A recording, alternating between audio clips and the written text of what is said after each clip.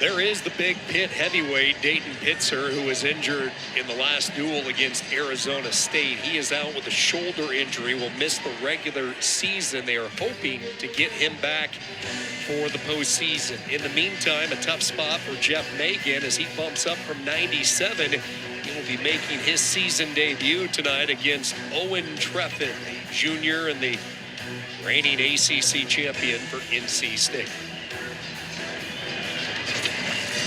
What a night it has been for Pat Popolizio and the Wolfpack, Rock. You look back at what they have been able to accomplish. Trephan trying to put an exclamation point on it, but they have dominated tonight. They have. And even in the matches where they weren't the winners, they wrestled hard. And that's what you want as a coach. You want to make sure that no matter who wrestles, the effort is high. And a weight class of the night.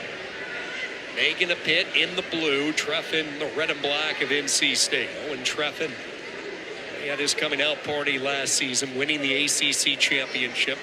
Went on to nationals where he won a couple of matches as well. And he talked to him a season ago. It was all about conditioning. He just felt his conditioning was so much better. Good start this year, 10-5. He has a team high 4 falls. Here's another weight class for NC State where they just have extreme depth. Good snap down. No takedown yet. We're neutral but still, chain guys. wrestling, We're still snap neutral. down, didn't get the takedown, dropped neutral. down to the single, and then he did something called running the pipe, kind of like hiking the ball. He had the legs, and he just kind of hike it and spun him down. Running the pipe.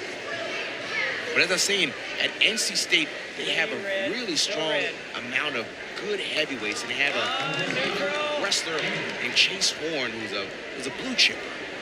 And he's just got to learn and get better, but Pat Popolizio wants to be too deep in every weight class. Good shot to a takedown by Trephan. It's a big size differential between these two. Magin one day wants to be an MMA fighter. In fact, he has had some success in some amateur bouts during the summer months, during the off season. Normally a 97-pounder, so this is going to be a tough haul for him over the next few weeks, filling in for the injured Pitzer. Magin in year 3 at Pitt, transferred in from Franklin and Marshall. The job there is able to sidestep the Trephan missile. Every coach in America will agree the hardest weight classes to fill are at 125 and heavyweight. The bookends, as we want to call it, because 25-pounders generally grow out of 125, and if you're a very athletic heavyweight, you generally play football somewhere, you get crazy NIL money, but I digress. But they want to make sure that they have an opportunity where you have depth, and NC State has depth at 125 and heavyweight, which is unique. Wrestle here, both wrestlers. Trephan committing somewhat to this ride near the end of the first period. 3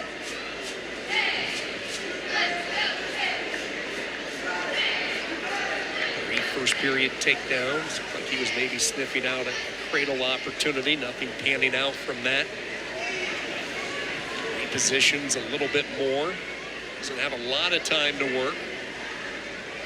Looks like he'll be just content to go into the second period with 1:21 of riding time and a commanding 9-2 lead.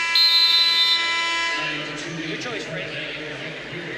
A difficult schedule this year for Popolizio and the Wolfpack. Wins against Purdue and UNI. Then they had the losses to Ohio State, Oklahoma State. I'll tell you what, that Buckeye duel was something that you just don't see right out of the gate. NC State gives up 3 falls with 3 studs. Camacho, Orini, and Jack. So just like that, they're down the 8 ball and they battle back and nearly rally and win. And the effort. And that's one of the things that coach says, look, we went 6-4. 6-4 usually wins good straight double. Power Trephan has, and now Magin trying to stay off his back. Nothing yet. Nothing yet. Nothing yet. Not out of the woods quite yet. Now he's able to get his belly button flat. 1 count. It's nothing worse than being an undersized heavyweight. You can be an undersized at other weight classes, but when you're an undersized heavyweight, you might be giving up 40 Still pounds. red. Still red. Yep. or more.